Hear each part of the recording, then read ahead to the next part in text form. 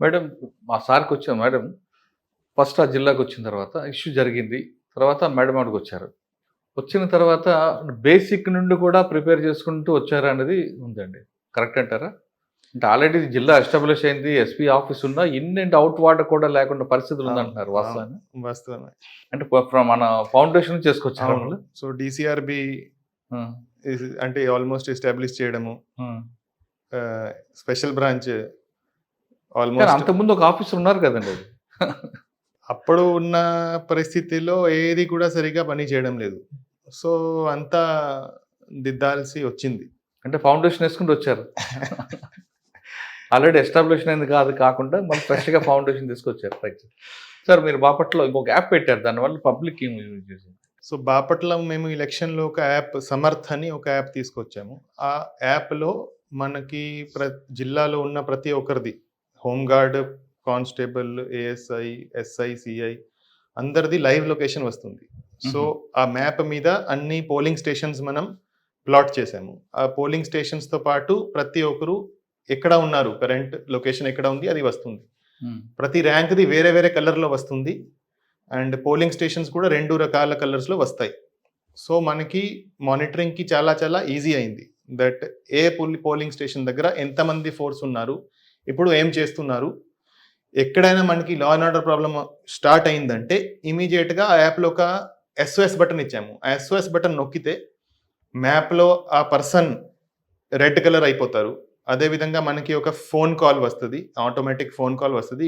ఫలానా ఫలానా చోట ఒక ప్రాబ్లమ్ జరుగుతా ఉంది. ఇమ్మీడియేట్‌గా ఫోర్స్ పంపమని మనకి కాల్ వస్తుంది. ఒక ఎస్ఎంఎస్ కూడా కంట్రోల్ రూమ్‌కి వస్తుంది.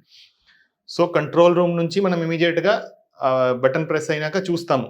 అక్కడ చుట్టుపక్కల ఎవరెవరు ఉన్నారు, క్లోజెస్ట్ ఫోర్స్ ఎక్కడ ఉంది. సో, ఆ క్లోజెస్ట్ ఫోర్స్ వాళ్ళకి ఫోన్ చేసి ఇమ్మీడియేట్‌గా ఆ ప్రాబ్లమాటిక్ ఏరియాకి పంపడం జరిగింది. సో, దానికి మాకు చాలా ఉపయోగపడింది. అంటే నార్మల్‌గా ఎలక్షన్‌లో మన ఫోర్స్ చాలా డిస్ట్రిబ్యూటెడ్ ఉంటది. త్రూఔట్ ద డిస్ట్రిక్ట్ డిస్ట్రిబ్యూటెడ్ ఉంటది. ప్రతి ఒక్క పోలింగ్ స్టేషన్ దగ్గర ఇద్దరు, ఒకరు ఈవెన్ ఒకరు కూడా ఉంటారు. సో, ఏమైనా ప్రాబ్లమ్ జరిగితే ఇమ్మీడియేట్‌గా మనకి కంట్రోల్ చేయగలిగిన ఫోర్స్ ఉండదు ఎలక్షన్‌లో. Because number of polling stations ఉంటాయి. హ్మ్. స్ప్రెడ్ ఔట్ ఉంటది. సో, ఎప్పుడైనా ఏమైనా ప్రాబ్లమ్ జరిగితే నియరెస్ట్ ఫోర్స్ ఎక్కడ ఉంది, వాళ్ళు మినిమమ్ టైంలో రీచ్ అవ్వగలగాలి. దానికి ఈ యాప్ చాలా చాలా ఉపయోగపడింది. సో, దాంతో పాటు ఈ యాప్‌లో మేము ఎలక్షన్ కమిషన్ ఇచ్చిన అంత ట్రైనింగ్ మెటీరియల్ కూడా పెట్టాము. సో, ఎవరికైనా ఏమైనా ఎప్పుడైనా వాళ్ళు చెక్ చేయాలంటే, ఏమైనా రూల్ చెక్ చేయాలంటే, ఏమైనా ఈ సిట్యుయేషన్‌లో ఏం చేయాలని చూడాలంటే ఇమ్మీడియేట్‌గా చూసుకోవచ్చు. అదే విధంగా ఎలక్షన్ సంబంధించి ఏదైతే మనకి పిటిషన్స్ వస్తుంటాయి, ఆ పిటిషన్స్ సంబంధించి ట్రాకింగ్ కూడా దాంట్లో పెట్టాము. అంటే ప్రతి ఒక్క ఆఫీసర్‌కి మనం ఎండార్స్ చేస్తాము. దాని మీద ఎంక్వైరీ చేసి వాళ్ళు రిప్లై ఇస్తారు, యాక్షన్ తీసుకుంటారు. అది కూడా లైవ్ మానిటరింగ్‌కి ఒక డాష్‌బోర్డ్ ఇవ్వడం జరిగింది. సో, దాంతో పాటు ఈ ఎస్ఓఎస్ బటన్ పెట్టడం జరిగింది. సో, ఇది మాకు చాలా చాలా ఉపయోగపడింది. సో, దీనివల్ల ఎలక్షన్‌లో. ఎలక్షన్ రోజు ఇది యూజ్ చేసాం. ఎలక్షన్ ముందు యూజ్ చేసాం. కౌంటింగ్ రోజు కూడా యూజ్ చేశాం. హుహు. సో, ఆల్‌మోస్ట్ 4000 మంది మా జిల్లాలో ఈ యాప్‌ను యూజ్ చేశారు. సో, దానివల్ల మాకు ఇన్ఫర్మేషన్ ఫ్లో చాలా త్వరగా వచ్చేది. అంటే నార్మల్ సర్కమ్‌స్టాన్సెస్‌లో ఎక్కడో ప్రాబ్లమ్ స్టార్ట్ అవుతది. హ్మ్. అది మనకి ఎస్పీకి తెలియడానికి టైం పడుతుంది. అవును. దీంట్లో ఇమ్మీడియేట్‌గా అతను ఫోన్‌లో లాగ్డ్ ఇన్ ఉంటది యాప్. ఇమ్మీడియేట్‌గా బటన్ నొక్కితే మనకి కంట్రోల్ రూమ్‌లో ఎస్పీకి తెలిసిపోతుంది. హ్మ్. సో, ఇమ్మీడియేట్‌గా ఫోర్స్ పంపించొచ్చు. సో, హ్మ్. దానివల్ల కూడా మేము చాలా ప్రాబ్లమ్స్ అవాయిడ్ చేయగలిగాము. ఇదే యాప్ సీఈఓ గారికి అప్పుడు ముఖేష్ మీనా సార్‌కి కూడా చూపించడం జరిగింది. ఆయన కూడా చాలా అప్రిషియేట్ చేశారు. సిమిలర్ యాప్ ఎలక్షన్ కమిషన్ కోసం అంటే మన స్టేట్ ఎలక్షన్ కమిషన్‌లో వాళ్ళు కూడా తయారు చేశారు సిమిలర్ యాప్. హ్మ్. అంటే వాళ్ళకి సెక్టర్ ఆఫీసర్స్ ఉంటారు. ఆ సెక్టర్ ఆఫీసర్స్ దగ్గర ఈవీఎంస్ ఉంటాయి. ఎక్కడైనా ఈవీఎంలో ప్రాబ్లమ్ వస్తే ఆ ఈవీఎం రిప్లేస్ చేయడానికి వాళ్ళు వెళ్తారు. వాళ్ళకి కూడా అందరు సెక్టర్ ఆఫీసర్స్‌కి సిమిలర్ యాప్ తయారు చేసి సేమ్ ఫీచర్స్‌తో ఇవ్వడం జరిగింది. సో, అంటే ఈ టెక్నాలజీ వాళ్ళు అడాప్ట్ చేసుకున్నారు. వాళ్ళు కూడా సేమ్ టు సేమ్ యాప్ తయారు చేశారు. మొత్తం స్టేట్ వైడ్ ఇంప్లిమెంట్ కూడా చేశారు. ఓహ్! అండ్ ఇదే యాప్ ఆయన మిగతా ఎస్పీస్‌కి కూడా యూజ్ చేయమని చెప్పారు. సో, ఈ మిగతా జిల్లాల్లో కూడా కొన్ని జిల్లాల్లో ఈ యాప్ యూజ్ చేయడం జరిగింది. సో, ఈ యాప్ వల్ల మనకి చాలా ఫోర్స్ ప్రాపర్ టైమ్‌లో రీచ్ మనం పంపించగలిగాం. యాప్ డిజైనర్ ఎవరండి? సో యాప్ డిజైనర్ మాకు ఒక శ్రీనివాస్ గారు అని చిరాలలో, ఆయన హైదరాబాద్లో ఉంటారు. ఆయనతో మేము స్పెసిఫికేషన్స్ ఇచ్చి డిజైన్ చేయించాము. మా కోసమే డిజైన్ చేశారు. నా పక్కన ఒంగోలుకి కానీ మాచర్ల నరసరాపేట ఇవ్వలేదా? చిరాలలో మాకు మంచి డెవలపర్ ఉన్నారు. సో ఆయన బాగా చేశారు. సార్ బాపట్ల తర్వాత విజయనగరం. విజయనగరం ప్రశాంతం ఏరియా, కానీ బయటికి కింద మాత్రం చాలా గంజా కానీ ఇవన్నీ కనిపిస్తుంటాయి. ఇక్కడ రాగానే మీకు మెయిన్ ఛాలెంజ్ ఏమొచ్చిందండి? సో రాగానే చాలా మంది కలవడానికి వచ్చారు, చాలా మంది ఫీడ్బ్యాక్ ఇచ్చారు. సో ఇక్కడ మెయిన్ ఇష్యూ ఒకటి గంజాయి. సో గంజాయి ఇక్కడ ఎక్కడి నుంచి గంజా వస్తుందో, ఒడిశా కానీ లేకపోతే ఏఎస్ఆర్ డిస్ట్రిక్ట్లో ఎక్కడైతే కల్టివేట్ అవుతుందో దానికి చాలా దగ్గర. సో అవైలబిలిటీ ఎక్కువ ఉంది. ఎక్కువ ఉండడం వల్ల ఇక్కడ కూడా లోకల్గా కూడా కన్జంప్షన్ అండ్ ఈ సెల్లింగ్ చాలా ఎక్కువ ఉంది. సో అది కంట్రోల్ చేయడం one of the main challenges. Second, ఇక్కడ రాత్రి టైంకి చాలా మంది బయట తిరగడము, తాగి తిరగడము, ఇది గాంజా ఉండొచ్చు, మందు ఉండొచ్చు, కొంత రౌడిజం ప్రాబ్లం ఈ విజయనగరం టౌన్లో ఉంది. సో అవి రెండు నా నోటీస్కి వచ్చాయి. సో దాన్ని రెండు మీద మేము వర్కౌట్ చేశాము. సో కొంతవరకు మంచి ఫలితాలు కూడా వస్తున్నాయి. సో దాని మీద కంటిన్యూ చేస్తున్నాము. రాత్రి 11 దాటిన తర్వాత ఎవరు రోడ్డు మీద తిరగకూడదు, తిరిగితే వాళ్ళ పోలీస్ స్టేషన్లో ఉండాలి, వాళ్ళ కౌన్సిలింగ్ తీసుకోవాలి. అంటే ఒకప్పుడు ఇదే పోలీసింగ్ నడిచేది. ఒక 10 years బ్యాక్, 20 years బ్యాక్ వరకు అర్ధరాత్రి ఎవరు తిరిగినా వాళ్ళు ఖచ్చితంగా పోలీస్ స్టేషన్లో ఉండాలి. సినిమాకి వెళ్తే సినిమా టికెట్ చూపించాలి, అంటే ప్రూఫ్ చూపించాలి, లేదా పోలీస్ స్టేషన్లో కూర్చోవాలి, మార్నింగ్ లేచి వెళ్ళాలి ఒకప్పుడు. ఇప్పుడు సోషల్ మీడియా ఇవన్నీ వచ్చింది, ప్లస్ ఎడ్యుకేషన్ కూడా బాగా పెరిగింది, పబ్లిక్ నాలెడ్జ్ పెరిగింది. ఇటువంటి సిచ్యువేషన్లో అది ఇంప్లిమెంట్ అయ్యే అవకాశం ఉందంటారా? మేము ఇంప్లిమెంట్ చేసాము విజయనగరం టౌన్లో. అండ్ పబ్లిక్ రెస్పాన్స్ ఎలా ఉంది? దానివల్ల మంచి రెస్పాన్స్ ఉంది. మీరు నార్మల్ సిటిజన్కి వెళ్ళి అడిగితే వాళ్ళు చాలా పాజిటివ్ రెస్పాన్స్ ఇస్తారు నాకు తెలిసి. సో చాలా వరకు అది కంట్రోల్ అయింది. అంటే మేము ఎవరు కూడా బయటికి రాకూడదని చెప్పట్లేదు. Without valid reason, without any specific reason బయట అనవసరంగా బయట ఎవరు కూడా తిరగకూడదు. సో నేను జాయిన్ అయినాక ఇక్కడ రాత్రి ఇట్లాంటే తిరిగే బ్యాచ్ 2-3 ఇన్సిడెంట్స్ జరిగాయి. చిన్న చిన్న కొట్టుకుటాలు, స్నాచింగ్లు, చిన్న చిన్న ఇష్యూస్.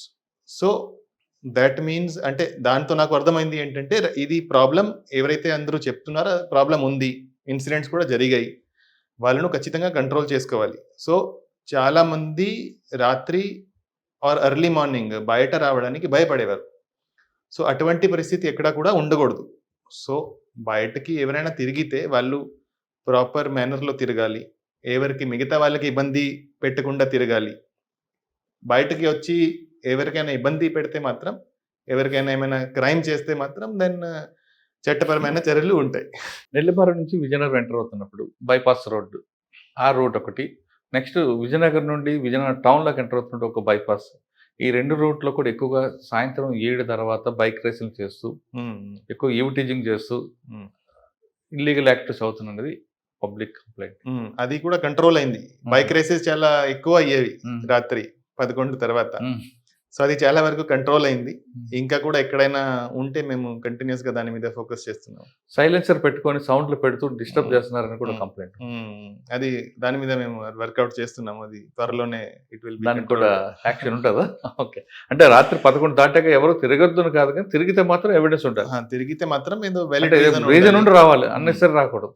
తాగి, గంజాయి తాగి లేకపోతే మందు తాగి బయట తిరగడం, అల్లరి చేయడము, మిగతా వాళ్ళకి ఇబ్బంది పెట్టడము, మహిళలకి ఇబ్బంది పెట్టడం, అటువంటి అది it is not tolerable. Sir Vizianagaram నుంచి వస్తున్నప్పుడు కొన్ని సరౌండింగ్లో డాబాలు ఉన్నాయి.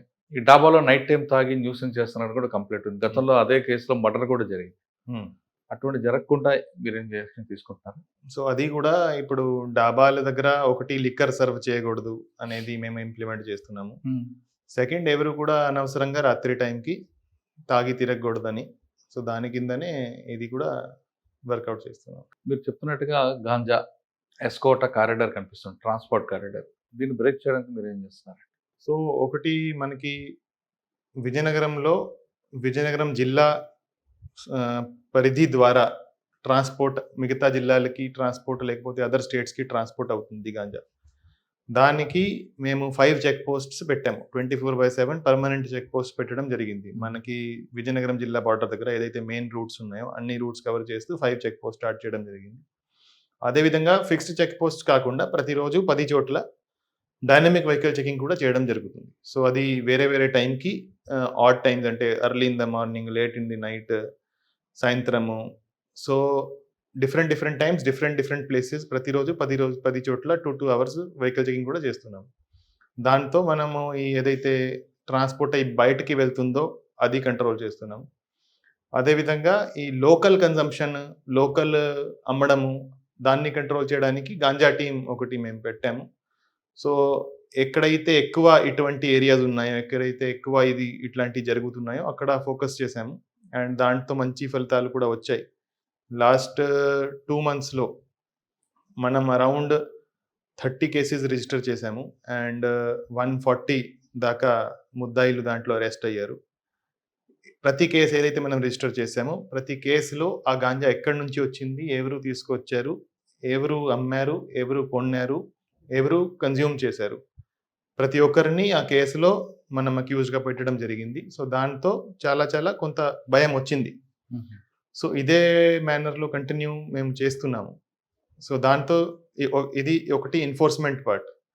అదేవిధంగా సంకల్పం అనే ప్రోగ్రామ్ ఒకటి మేము అవేర్నెస్ ప్రోగ్రామ్ స్టార్ట్ చేశాము. సో సంకల్పం ప్రోగ్రాంలో అన్ని కాలేజెస్ కవర్ చేస్తున్నాము. సో మన జిల్లాలో ఉన్న అన్ని డిగ్రీ కాలేజెస్, ఇంజనీరింగ్ కాలేజెస్ అన్నీ కవర్ చేసి మనకి ఎవరైతే కాలేజ్లో చదువుతున్నారో అది most vulnerable part of population. అంటే వాళ్ళు అదే టైంలో గాంజాకి కానీ వేరే డ్రగ్స్కి ఇంట్రడ్యూస్ అవుతారు. అప్పుడే వాళ్ళకు తెలుస్తుంది, అప్పుడు స్టార్ట్ చేస్తారు. సో మనం వాళ్ళు స్టార్ట్ చేయక ముందు మనం వాళ్ళకి అవగాహన క్రియేట్ చేస్తే వాళ్ళు అటువంటిది చేయరు అని నమ్మకంతో ఇది ప్రోగ్రామ్ టేకప్ చేయడం జరిగింది. దానికోసమే దాన్ని స్లోగన్ కూడా పెట్టాము, బీ స్మార్ట్ డోంట్ స్టార్ట్. అంటే కొంత అయినా తెలివి ఉంటే మీరు ఇది స్టార్ట్ చేయకూడదు. సో దానికి సంబంధించి ప్రతి కాలేజ్లోకి వెళ్ళి ఒక మంచి పవర్ పాయింట్ ప్రజెంటేషన్ తయారు చేశాము. దాంట్లో ఎన్ని రకాల డ్రగ్స్ ఉంటాయి, ఏ డ్రగ్ కన్జ్యూమ్ చేస్తే ఏమవుతుంది అది కాదు, ప్రాక్టికల్ విషయాలు.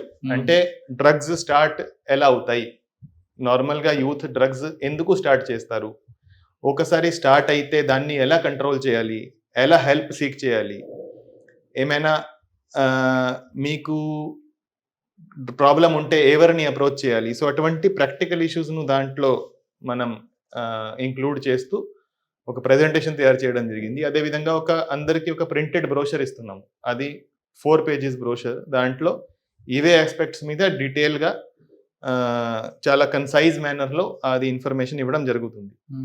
సో మా ఉద్దేశం ఏంటంటే చాలా మందికి ఈ డ్రగ్స్ గురించి తెలియదు. అంటే దానికి ఎంత డిజాస్ట్రస్ కాన్సిక్వెన్సెస్ ఉంటాయి, ఎంత హానికరమైనవి ఇవి తెలియదు. నార్మల్గా వాళ్ళు ఏదో మేము సరదాగా మా ఫ్రెండ్స్ కన్జ్యూమ్ చేస్తున్నారు, మేము కూడా స్టార్ట్ చేస్తాము, డ్రగ్స్ కన్జ్యూమ్ చేస్తే ఎలా ఉంటుంది అది క్యూరియాసిటీతో, లేకపోతే చిన్న ప్రాబ్లమ్స్ కాలేజ్లో వచ్చి ఎక్కువ ప్రెషర్ ఉంటుంది, సోషల్ ప్రెషర్ వస్తుంది, అకాడమిక్ ప్రెషర్ వస్తుంది. ఆ ప్రెషర్లో కొంతమంది స్టార్ట్ చేస్తారు, కొంతమంది లవ్ ఫెయిలియర్ వల్ల స్టార్ట్ చేస్తారు. సో అంటే వాళ్ళు చాలా చిన్న విషయం అనుకొని స్టార్ట్ చేస్తారు. అది ఎంతవరకు తీసుకెళ్తుంది, ఎంత డిజాస్ట్రస్ ఉంటుంది అది వాళ్ళకి తెలియదు. సో అది వాళ్ళకి తెలిస్తే వాళ్ళు అటువంటి చేయరు. సో ఇప్పుడు డ్రగ్స్ కేసులో మనం పట్టుబడితే 20 సంవత్సరాల దాకా శిక్ష ఉంది. నార్మల్గా మర్డర్ చేస్తే లేకపోతే rape, the most heinous crimes, దాంట్లో లైఫ్ ఇంప్రిజన్మెంట్ అంటారు. లైఫ్ ఇంప్రిజన్మెంట్ అంటే 14 years తర్వాత బయట వచ్చే అవకాశం ఉంటుంది. సో డ్రగ్స్ అంటే ఎంత సీరియస్ క్రైమ్ అనేది నార్మల్గా ఎవరికి తెలియదు. దాని మీద మేము ఎడ్యుకేట్ చేస్తున్నాము. ఆల్రెడీ దానికి అడిక్ట్ అయి ఉన్నారు అనుకోండి కొంతమంది. సో దానికి డి అడిక్షన్ సెంటర్ ఇక్కడ ఆల్రెడీ నడుస్తూ ఉంది గవర్నమెంట్ హాస్పిటల్లో. దానికి కొంతమందిని మేము అడ్మిట్ కూడా చేయించాము. సో వాళ్ళకు ఎవరైతే అడిక్ట్ అయి ఉన్నారో వాళ్ళకి హెల్ప్ చేస్తున్నాము. ఎవరైతే జస్ట్ స్టార్ట్ చేశారో వాళ్ళు ఎడ్యుకేట్ అయ్యి వాళ్ళు వదిలేస్తారు మేము ఆశిస్తున్నాము. సో ఎవరైతే స్టార్ట్ చేయలేదో వాళ్ళు స్టార్ట్ చేయకూడదు. అదే మెయిన్ ఉద్దేశం ఈ ప్రోగ్రామ్ది.